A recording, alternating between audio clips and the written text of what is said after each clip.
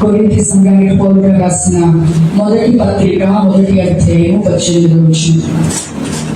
సిలువను గూర్చిన వార్త నశించుచున్న వారికి వెర్రితనము గాని రక్షించబడుచున్న మనకు దేవుని శక్తి. దేవునికి స్తోత్రం. హల్లెలూయా.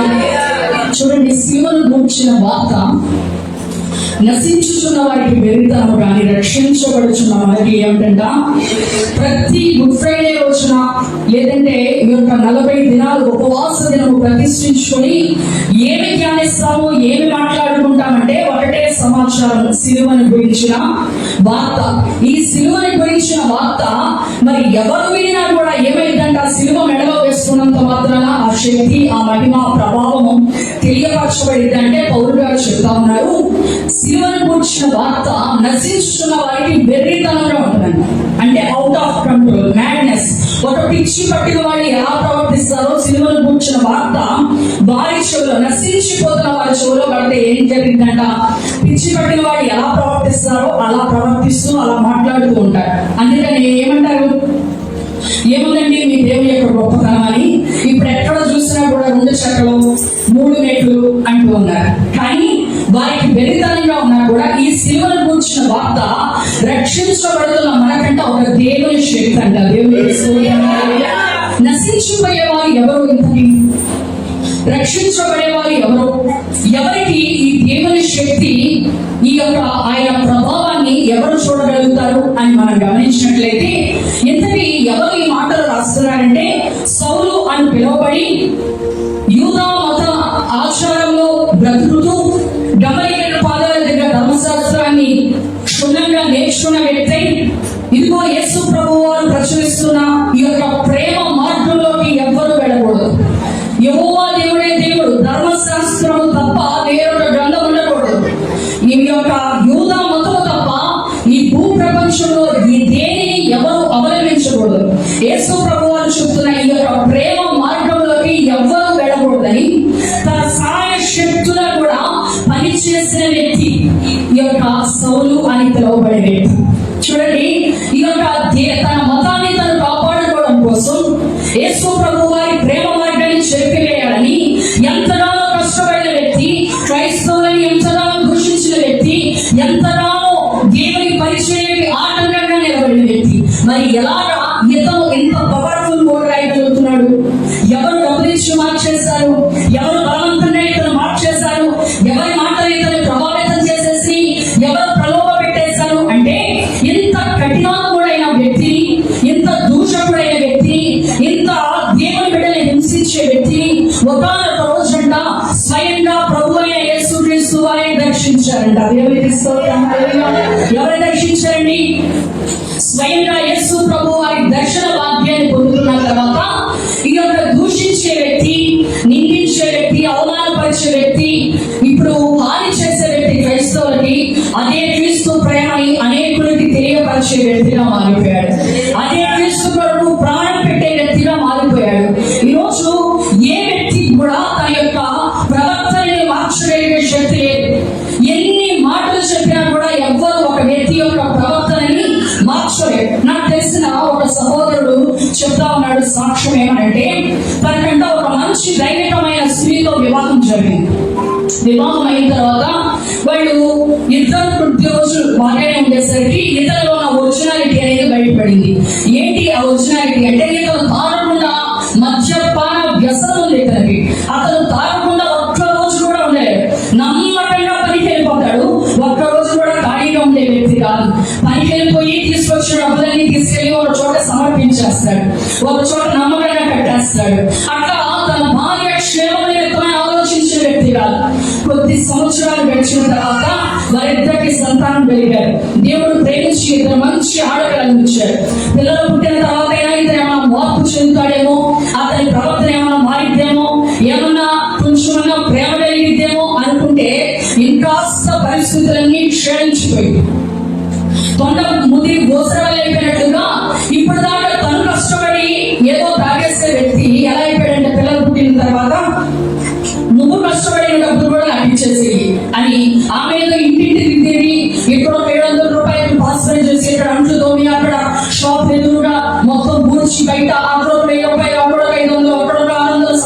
పోషించుకొని పిల్లల్ని ఎలాగో పోషించుకుంటే వారి క్షేమ నిమిత్తం ఆలోచించబోక ఆ తల్లి సంపాదించిన డబ్బులు కూడా నువ్వు నాకు ఇస్తావా లేదని భయంకరంగా కొట్టి వారికి ఏ రోజు మనశ్శాంతి నిద్ర ఉంచేవాడు కాదంట. వాడు తిందామనుకునేటప్పటికి కుండలని ఇసి కొట్టేసేవాడంట. అన్నం పేరు ఇసి కొట్టేసినట్టు డబ్బులు ఇస్తారా లేదా మిమ్మల్ని చంపేమంటారని పసి పిల్లల్ని కూడా రక్తాలు చిందేటట్టుగా గాయపరిచేవాడంట.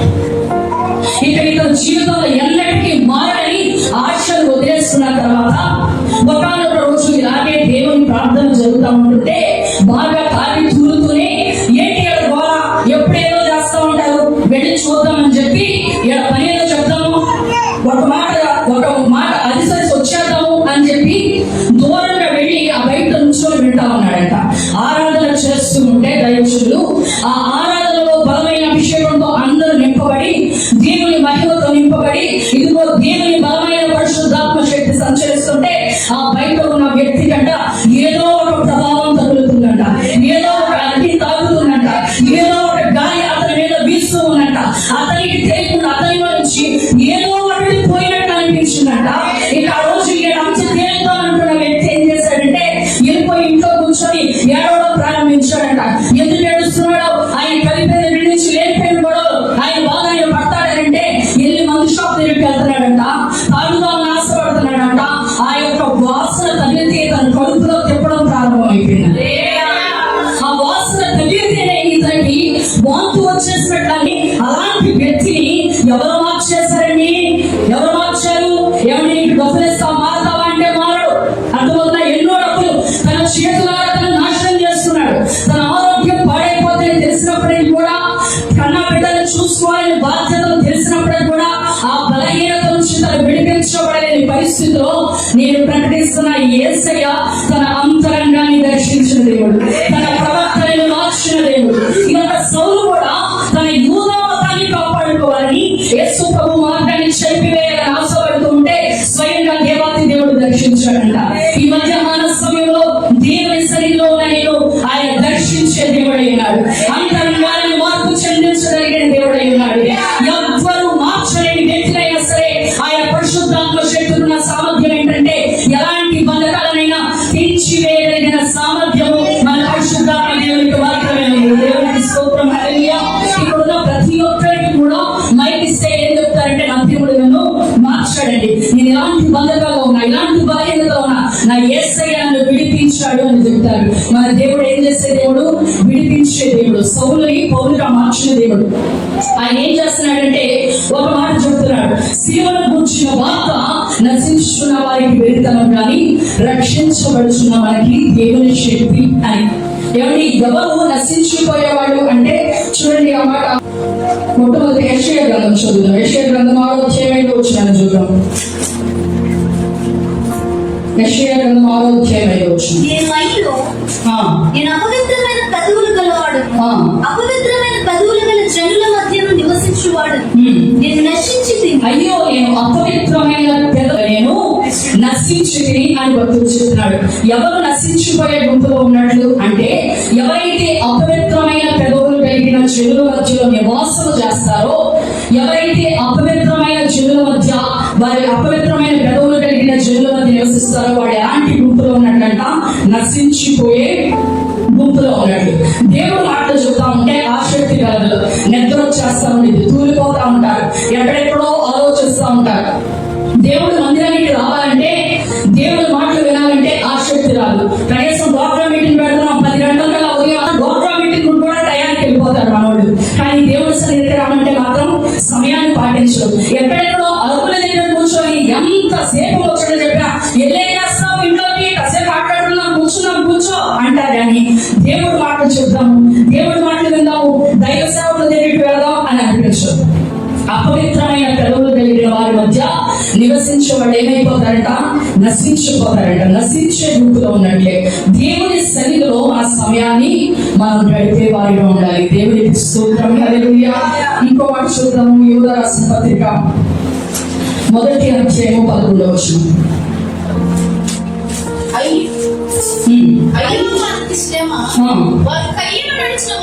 నడిచి బహుమానం పొందవల్లని ఇలా నడిచిన తప్పు త్రోవలో అక్రమంగా పరిగెత్తి కోరహు చేసినట్టు తిరస్కారము చేసి నశించుడి. కోరాహు చేసినట్లు తిరస్కారం చేసి నశించుడి. ఎవరు ఈ నశించిపోయే గుంపులో ఉన్నవాళ్ళంటే అపవిత్రమైన కలువలు కలిగిన జనుల మధ్య నశించేవారు. రెండోది, కోరాహు చేసినట్లు ఎవరు చేస్తారో వారు ఎలాంటి గుంపులో ఉన్నట్లు?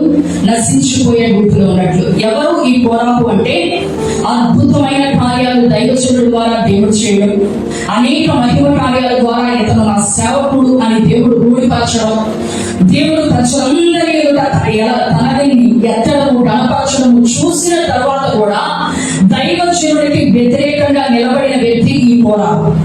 ఎవరైతే దైవజనుడికి వ్యతిరేకంగా నిలబడతారో, ఎవరైతే తిరుగుబాటు చేస్తారో, ఎవరైతే దూషిస్తారో, వాళ్ళేమోనండి వాడు ఏమి మాట్లాడలేరు కదా, వాడు చేతకాని వాడు కదా, ఎక్కడి నుంచో వచ్చి ఉంటున్నాడు కదా, వాడికి బలం లేదు కదా, నేనేమి అన్నా భరిస్తారని చెప్పి భయంకరమైన బూతులు పెడుతూ హెచ్చరిల్లిపోతున్నారు కదా. ఎవరైతే ఈ కోరాహు సంబంధి అయిన వాళ్ళు ఉన్నారో, దైవజనులకు వ్యతిరేకంగా నిలబడతారో వాళ్ళు ఏమైపోతారంట? నశించిపోతారు అని రాయబడింది. చూడండి, ఒకవేళ దైవ సేవకులు మాట్లాడకపోవచ్చు, మరలా తిరిగి ప్రతీకారం చేయకపోవచ్చు, ప్రతిదండన చేయకపోవచ్చు, మేము అది దూషించకపోవచ్చు, కానీ దైవజనుల పక్షంగా ఉన్న దేవుడు మాత్రం దైవ సేవకులు అన్ని ఎవరైనా కలగ చేస్తుంటే, ఎవరైనా అంటే ఆయన ప్రతిదండన వేయక మానడు. దేవుడికి స్తోత్రం. హల్లెలూయా. ఈ కోరాహు తిరస్కారం చూపిస్తే ఏం చేసిందంట? నేల నెరవేర్చి వారిని వింగి వేసినట్లుగా కోరాహుని అతని సంబంధికులని నెరవేర్చి వింగి వేసినట్లుగా మనం చూస్తాం. నేను కర్ణాటక దగ్గర మైసూర్ దాటి హున్సూర్ అనే చిన్న గ్రామానికి దేవుని వాక్యాన్ని ప్రకటించడానికి వెళ్ళారు. అతనేమో కన్నడ, నేనేమో తెలుగు. అతనికేమో తెలుగు రాదు, నాకేమో కన్నడ రాదు. ఏమని నాకు మెసేజ్ పెట్టాడంటే, తెలుగులో ఒక్క వర్డ్ నేర్చుకున్నాడు, ఏంటంటే అక్క అనే పదం నేర్చుకున్నాడు. నాకు మెసేజ్ పెట్టాడు ఏమంటే, అక్క యూ కమ్ ప్రేయర్ మీటింగ్ అని చెప్పి నాకు మెసేజ్ పెట్టాడు. మెసేజ్ పెడితే అది చదివి నేను ప్రార్థన చేసుకుంటుంటే దేవుడు అంటున్నాడు, నువ్వు వెళ్ళు అంటున్నాడు. అయిపోయి సరే వెళ్తాను. ట్రాన్స్లేషన్ ఎలాగా? వాళ్ళు కన్నడలో, మరి నాకు అస్సలు తమిళంలో అర్థమైతే కానీ కన్నడ కొంచెం కూడా అర్థం కాదు. వాక్యం చెప్పడం ఎలాగా ఏంటి అంటే, దేవుడు 3వ మారు కూడా అదే చెప్తున్నాడు, నువ్వు వెళ్ళు అని. అయితే నేను ట్రైన్ చేసి కూర్చున్నాను. 18 గంటల ప్రయాణం ట్రైన్, మైసూర్ దిగి హున్సూర్ వెళ్ళాలి. అక్కడ ఏడుస్తూనే ఉన్నాను ట్రైన్ ఎక్కిన దగ్గర నుంచి. బాబా, నేను ఎందుకు వెళ్తున్నాను నాకేం తెలియదు, నీకేమో తెలుసా? అసలు నేను ఎందుకు వెళ్తున్నాను? వాక్యం చెప్పడానికి వాడు భాష రాదు, వాడు కన్నడ, నేను తెలుగు. అతనికి చిన్న చిన్న పదాలు కూడా రావట్లేదు. నేను వెళ్ళి ఏం చెయ్యాలి? అసలు ఎందుకు వెళ్తున్నాను? అతను ముక్కు మొహం నాకు తెలియదు, వాడు ఎలాంటి వాడో తెలియదు, ఎలా ప్రవర్తిస్తారో తెలియదు. నేను ఎందుకు వెళ్తున్నాను? ఇదే 18 గంటల ఎక్షన్. నా మొహము వాసిపోయి కళ్ళుపోయి దిగిన తర్వాత ఆ పాస్టర్ గారు వచ్చి నన్ను తీసుకొని వెళ్ళారు. ఏమి లేదు, మౌన రకం తప్ప ఏమీ లేదు. ఇద్దరి మధ్యలో కాన్వర్సేషన్, ప్రైజ్ లాడ్ అంతే. వెళ్ళిపోయాం, రూమ్ లో ఉన్నాను. ఉదయాన్నే లేచాను.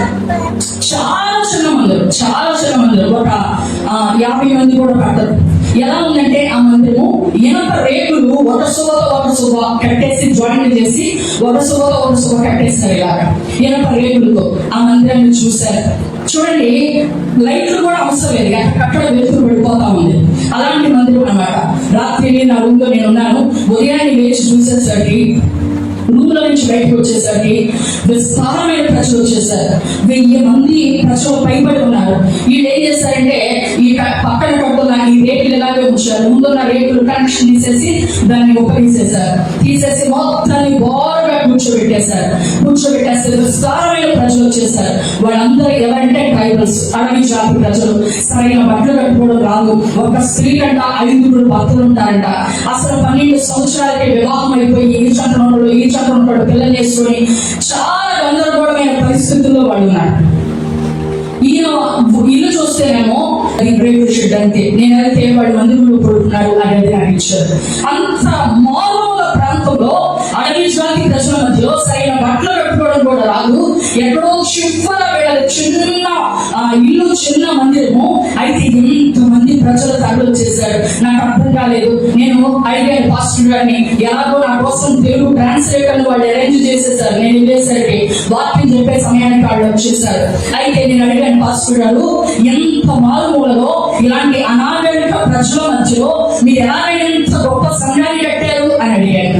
అయితే ఆయన చెప్పిన సాక్ష్యం ఏంటంటే, ఈయనంట ఈ ట్రైబల్స్ కి ఒక్కొక్క జాతికి ఒక్కొక్క లాంగ్వేజ్ ఉంటుందంట, ఒక్కొక్క భాష ఉంటుంది. వాళ్ళు కర్ణాటకలో ఉన్నప్పటికీ కూడా, కన్నడ వాళ్ళ లాంగ్వేజ్ అయినప్పటికీ కూడా ఈ తెగంతా ఒక భాష మాట్లాడతారు, ఈ తెగంతా ఒక భాష మాట్లాడతారు, ఆ తెగంతా ఒక భాష మాట్లాడతారు. ఈ దైవజనుడు ఆ ట్రైబల్ లాంగ్వేజ్ 3 నేర్చుకొని వాళ్ళకి దేవుని సువార్తలు చెప్తా ఉంటే, ఎవరైతే ఈ గ్రామ పెద్దలు ఉంటారో, ట్రైబల్ నాయకులు ఉంటారో, వాళ్ళంట ఈ దైవజనుడిని పట్టుకొని మా ఊళ్ళందరినీ నువ్వు మార్చేస్తున్నావని గొడ్డలు పట్టుకొని ఎవరి చేతనైనట్లు వాళ్ళు నరికేస్తారంటారు.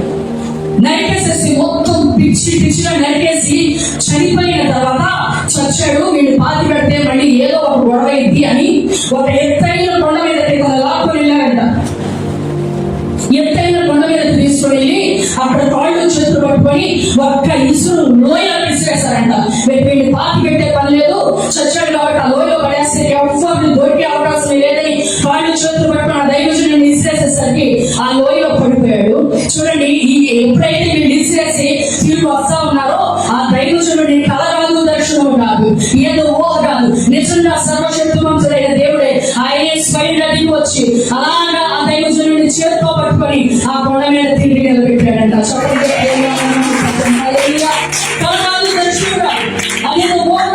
నిజంగా దేవుని హస్తం వచ్చి అలా పట్టుకొని మళ్ళా ఆ దైవజనుడిని నిలబెట్టే కొండ మీద మళ్ళా అలాగే రక్తం రాకుండా కొన ప్రాణంతో ఆ కొండ దిగిపోయి వచ్చి మళ్ళా తిరిగి ఎవరైతే చంపేస్తారో, ఎవరైతే నరికేస్తారో వాళ్ళందరూ ఎదుట నా దేవుడు ప్రేమించే దేవుడు, నా దేవుడు క్షమించే దేవుడు, నీ కొరకు ప్రాణం పెట్టే దేవుడు అని దేవుని స్వార్థలు ప్రకటిస్తుంటే ఇప్పుడు వీళ్ళకి భయం వచ్చేసిందంట. వీళ్ళకి మా చేతులతో ఏం చంపేస్తాం కదా, మా చేతులతో మేము నరికేస్తాం, మళ్ళీ తిరిగి వచ్చేయండి అని తెలియని గాబరా, తొందరపాటు, ఏం జరుగుతుందో అర్థం కాదా, ఆ భయంతో వణుకుతో దగ్గరకు వచ్చి అంటున్నారంట, ఇదిగో నీ దేవుడి గురించి మేము తెలుసుకోవాలనుకుంటున్నామని. దేవుని చూడండి, ఆయన చెప్తూ వచ్చాడు. ఆయన షర్టు తీసి, ఇప్పుడు నా వెనకాల ఉంది కదా ఈ మంచులో, ఈ బోట్లో ఉంది కదా, ఇలాగే ఎంత కష్టపడ్డాను కాబట్టి ఈరోజు ఇంతమంది సంఘాన్ని నేను కట్టగలిగానని చెప్పాడు. దేవుని ఆ వాక్య వ్యాపార సాక్ష్యాన్ని విన్నప్పుడు నాకు ఎంతో ధైర్యం కలిగింది. ఈరోజు మీ సేవకులు సమస్తాన్ని విడిచిపెట్టి ఏదో ఒక దర్శనంతో, ఆశతో ఈ మందిరంలో మరి ఈ యొక్క స్థలంలో పరిచయం చేయాలని ఆశపడి వచ్చారు. ఎంతమంది దైవజనుడిని సహకరించగలుగుతున్నారు? ఇంకా మీలో పోరాటం వంటి మనస్సు కలగా ఉంటే దాన్ని తీసివేయండి. ఎందుకంటే ఆ దైవజనుడు పక్షంగా మాట్లాడే వాళ్ళు ఎవరు లేరు, పోరాడే వాళ్ళు ఎవరు లేరు. ఆ దైవజనుడు పక్షంగా 10 మంది వచ్చి నిలబడే ధైర్యము, ఆ నాయకుడికి ఎదురుగా నిలబడే ధైర్యము ఏ ఒక్క వ్యక్తికి లేదు. కానీ జీవముగల దేవుడు ఆ దైవజనుడు పక్షంగా నిలబడటం మానలేదు. దేవునికి స్తోత్రం. మీరు మమ్మల్ని పోషించకపోయినా, మీరు సహకరించకపోయినా దేవుడు మాకు ఇచ్చిన దర్శనాలు నెరవేర్చడం మానడం. మమ్మల్ని ఆయన తెలిసిన దేవుడు, నమ్మదగిన వాడు, ఆయన సిగ్గుపరిచే దేవుడు కాదు. కానీ ఎవరైతే దైవజనుడికి వ్యతిరేకంగా నిలబడతారో వాళ్ళు ఏమైపోతారంట? నశించిపోతారంట. చూడండి, మరి రక్షించబడే గుంపులో ఉండాలంటే మనం ఏం చేయాలి? లూకాసు వార్త 1వ అధ్యాయం, లూకాసు వార్త 19వ అధ్యాయం 9వ వచనం. 19:9. ఇతడును అబ్రహాము కుమారుడే, నేడు ఈ ఇంటికి రక్షణ వచ్చింది. స్తోత్రం. హల్లెలూయా. ఈ మాటలో మీకు ఎలాగో తెలుసు కాబట్టి నేను ఒక చిన్న ఫాస్ట్ ఫార్వర్డ్ చేసుకుంటూ వెళ్ళిపోతున్నాను. చూడండి, పొట్టి చెక్కయ్య గురించి మనందరికీ తెలుసు. నేడు ఈ ఇంటికి రక్షణ వచ్చి ఉన్నదని యేసు ప్రభువు చెప్తున్నారు. ఎప్పుడు వచ్చిందంట అతని ఇంటికి రక్షణ? యేసయ్యని తన గృహంలో చేర్చుకుంటే ఆయన చేర్చబడ్డాడు. దేవునికి స్తోత్రం. హల్లెలూయా. రక్షించబడే గుంపులో ఉండాలంటే మనం ఏం చేయాలి?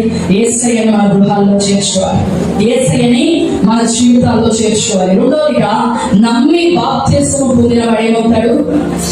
రక్షించబడతాడు. అర్థమవుతుందా? ఏం చేయాలి? యేసయ్య ఈ రక్షించబడే గుంపులో ఉండాలంటే మనం అందరం కూడా యేసయ్య మన జీవితాల్లోకి, మన గృహాల్లోకి చేర్చుకోవాలి. రెండోది చూస్తే నమ్మి బాప్తిస్మం పొందాలి. ఎంతమంది బాప్తిస్మం పొందారు మీద చేయగలరు? సరే తండ్రి, దేవునికి స్తోత్రం. శిలువను కూర్చున్న వార్త నశించిపోయే వారికి ఎలా ఉండిద్దంట? వెర్రితనంగా ఉండిద్దంట. కానీ రక్షించబడుచున్న మనకి ఎలా ఉండిద్దని? దేవుని శక్తి. ఎఫెసీయులకు రాసిన పత్రిక 3:20 మనలో కార్యసాధకమైన తన శక్తి చొప్పున మనం అడుగు వాటన్నిటికంటేను ఊహించు వాటన్నిటికంటేను అత్యధికముగా చేయు శక్తి గల దేవునికి. దేవునికి స్తోత్రం. హల్లెలూయా. సిలువను గురించిన వార్త నశించిపోయే వారికి ఎలా ఉండేదంట? వెర్రితనంగా ఉండేది. కానీ రక్షించబడుచున్న మనకి ఏమైందంట? అది దేవుని శక్తి. దేవుని శక్తి అంటే ఏంటి అంటే, ఆయన శక్తి చొప్పున మనం ఊహించు వాటికంటే, అడుగు వాటికంటే అత్యధికంగా కార్యాలు చేస్తాడంట. దేవునికి స్తోత్రం. హల్లెలూయా. మనం ఈ రక్షించబడే గుంపులో ఉంటే కనుక ఈ సిలువను గూర్చిన వార్త మనం వింటా ఉంటే దేవుని శక్తి విడుదలయ్యి మనం ఏమేమి అడుగుతున్నామో, ఏమేమి ఊహించుకుంటున్నామో వాటికన్నా అత్యధికమైన కార్యాలు చేసే శక్తి దేనికి ఉందంట? దేవునికి ఉన్నది. దేవునికి స్తోత్రం. హల్లెలూయా. సిలువను గూర్చిన వార్త ప్రకటించబడుతుంటే దేవుని శక్తి విడుదలయ్యి ఇదిగోండి మనం అడుగుతున్నాయే గొప్ప గొప్ప విషయాలు, అవి ఎన్నడూ జరగడానికి అవకాశం లేని సిచ్యువేషన్స్ కూడా ఉండొచ్చు. కానీ మనిషి ఊహాగానం ఎలా ఉండిద్దంటే, అరే ఊహలో విహరించమని భూమి మీద రా అంటారు. అంటే ఎలాంటి ఊహలో ఊహిస్తాడు? నేను రెక్కలు ధరించుకొని ఆకాశంలో విహరిస్తున్నట్లుగా. ఎన్నడూ జరగని, ఏమాత్రము జరగడానికి అవకాశం లేని కార్యాలని వాడు తలంచుకుంటుంటే దాన్ని ఏమంటారు? ఊహించడం అంటారు. అంటే అవి ఊహాగానాలే కానీ అవి రియాలిటీలో జరిగేవి కాదు. కానీ మన దేవుని శక్తి ఎలాంటిదంటే, మనం అడిగే వాటికన్నా, ఊహించే వాటికన్నా కూడా అత్యధికంగా చేసే శక్తి అంట. దేవుని స్తోత్రం. ఈరోజు ఈ శిలువ సువార్తను ప్రకటిస్తుంది కానీ దేవుని శక్తి విడుదలవుతుంది. ఏం చేస్తుంది దేవుని శక్తి అంటే, నువ్వు అడిగే దానికన్నా అత్యధికంగా ఇచ్చేస్తుంది. నువ్వేమి ఊహిస్తున్నావో దానికన్నా అత్యధికంగా ఇచ్చేస్తే దేవుని శక్తి విడుదలవుతుంది. దేవునికి స్తోత్రం. హల్లెలూయా. ఆయన శిలువను కూర్చున్న వార్త వింటుంటే ఏమైపోయిందంట? మనకి దేవుని శక్తి అంట. ఎలా ఉండేదో తెలుసా ఆయన శక్తి? ఎలా ఉండేది ఆయన శక్తి? ఈ రోజు వరకు మార్గం ఏమి కనపడగలదు. ముందు చూస్తే సముద్రం, వెనక చూస్తే సైన్యం. ఇక మరణం తప్ప మాకు దిక్కు లేదు, దారి కనపడలేదు, తప్పించుకునే పరిస్థితి లేదు, చనిపోవడమే, శత్రువు చేతిలో చెప్పడమే ఇక అవకాశం లేదంటే నిజమే, వాస్తవం. ఆ రోజు వరకు ఏం లేదు, దారి లేదు. కానీ ఎప్పుడైతే దేవుడు ఒక బలమైన గాలి వీచేటట్టు చేశాడో సముద్రము 2 పాయలుగా ఏర్పడిపోయిందంట. దేవునికి స్తోత్రం. గాలి లేని చోట, మార్గం లేని చోట మార్గం ఏర్పడిపోయింది. దేవుని శక్తి ఎలాంటిదంటే, మనం అడిగే వాటికన్నా, ఊహించే వాటికన్నా అత్యధికంగా చేసే శక్తి అంట. దేవునికి స్తోత్రం. హల్లెలూయా. ఈ శిలువను కూర్చున్న వార్త వినపడతా ఉంటే అన్యజనులు అపహేళన చేయొచ్చు, కానీ మనలో అంట దేవుని శక్తి ప్రారంభం అయిపోయింది. దేవుని శక్తి విడుదలయ్యేది. ఆ శక్తి ఎలాంటిదంటే, మార్గం లేని చోట మార్గం ఏర్పరిచేది. అడుగు వాటికంటే, ఊహించు వాటికంటే అత్యధికమైన కార్యాలు చేసేదేంటి? మన దేవుని శక్తి. దేవునికి స్తోత్రం. హల్లెలూయా. అలాంటి బలమైన శక్తి విడుదలవుతుండగా మనం అందరం కూడా ఏం చేయాలి? పరిశుద్ధాత్మతో నింపబడిన వారమై ఆ శక్తి కార్యాలు మన జీవితంలో అనుభవించి సిద్ధపాటు మనసు దేవుడు మనకు అందరికీ అనుగ్రహించును గాక. ఆమేన్.